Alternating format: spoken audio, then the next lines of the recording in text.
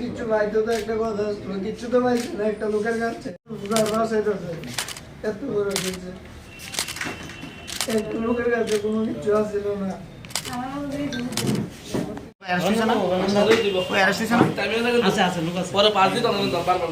Actually আমাদের নেশা বিরোধী অভিযান সেটা তো আমরা ধারাবাহিকভাবে চালিয়ে যাচ্ছি এবং অনেকজনকে এখন পর্যন্ত ধরা হয়েছে, বিশেষ করে যারা ড্রাগ সেলার এগুলি।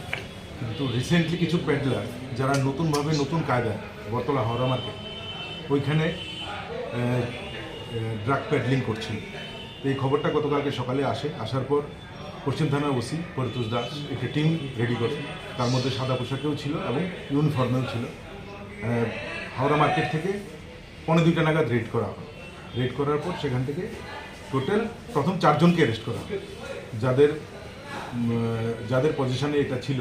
অ্যাকচুয়ালি ওরা অ্যাসেম্বল হয়েছিল, সঙ্গে আরও কয়েকজন ছিল, তারা পালিয়ে গেছে। তো অ্যাসেম্বল হয়েছিল এই ড্রাগ ডিস্ট্রিবিউশনের জন্য, এটাকে ডিস্ট্রিবিউট করার জন্য নিজেদের মধ্যে। ওই সময় রেডটা করা হয়। রেড করার পর 2টো পাউচ পাওয়া গেছে এবং 4 জনকে ধরা হয়েছে। তো এই 4 জনকে জিজ্ঞাসাবাদের পর আরও 2 জন মহিলাকে পাওয়া গেছে, যারা এই ড্রাগ পেডলিং করছে বিভিন্ন জায়গায়।